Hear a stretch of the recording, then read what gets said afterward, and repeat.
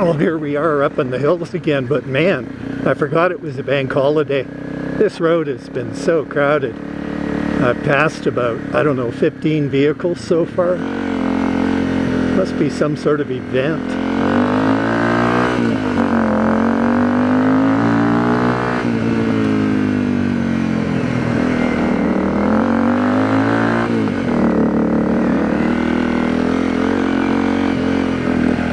Let's see what this is like now. I haven't been up in this section this year. Now the left route here would be the most sensible one because it'll be drier. But we'll see what this is like. I'm gonna try not to get my boots too wet. Last time I was out, got them soaked again, and took like 3 days to dry out.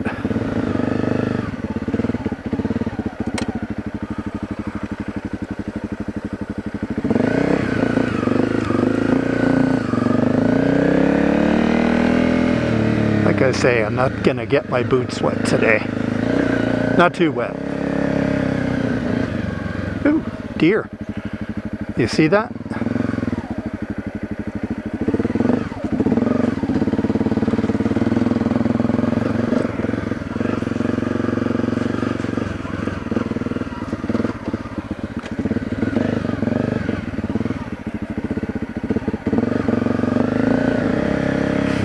Well, I came to a section there where I didn't want to venture forward.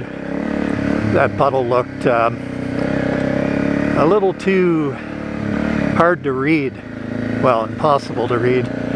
It was totally murky. Couldn't see the bottom, and it was fair size, quite long. And I know that further up there it just kind of gets worse.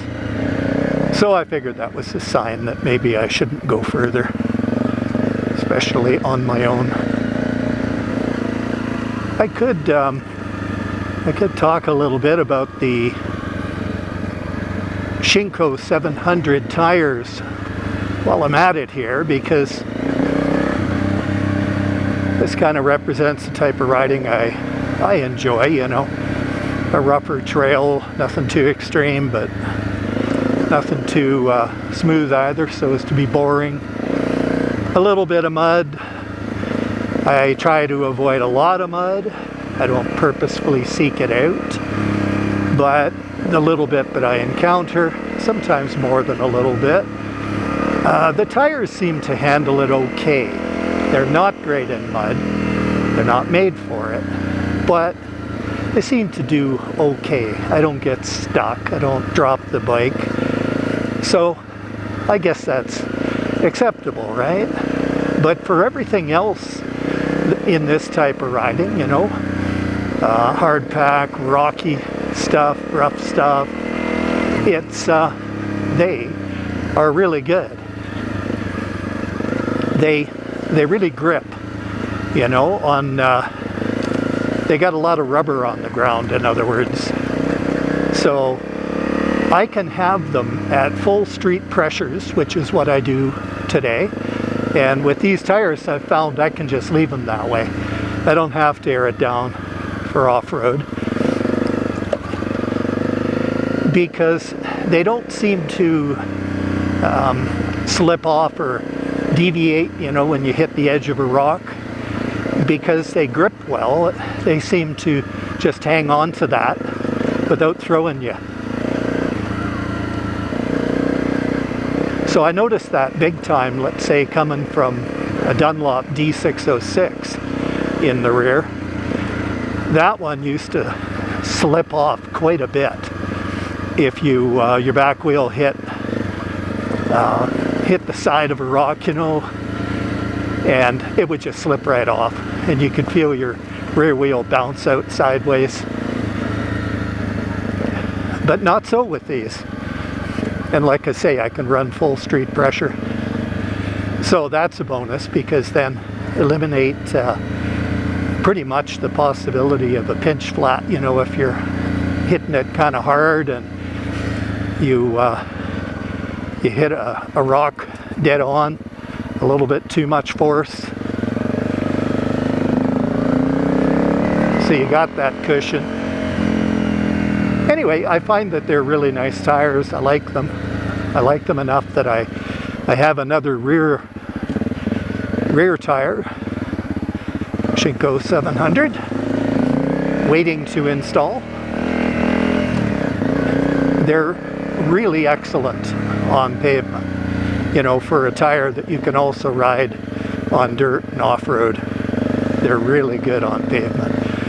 They hold the line nicely. You know, you lean the bike and you feel them grip, you don't feel them give. Some tires, they have either really spaced out side knobs like the D606 that become quite dangerous if you lean the bike over quite a bit on pavement, or the Kenda K270s, which I like. They're excellent tires, but they are a little soft on the side knobs, and when you lean over a fair bit, you can feel them give. You feel the bike move a little bit as the side knobs bend. So yeah, the Shinko 700s, I like them, and if you do the type of riding that I enjoy, and your terrain isn't soft and mushy terrain, then I would say that they're an excellent tire if you also want excellent performance on the road.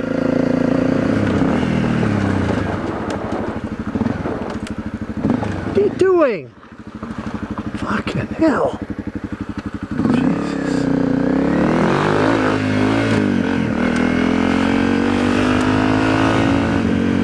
Well, that was pretty dumb of that guy. I mean, really?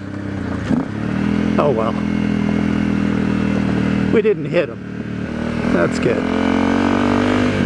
So, this is the end of this video. And the end of the dirt road. I hope that you guys and girls enjoyed some of it. I enjoyed all of it. You ride safe. And remember to have some fun. See ya.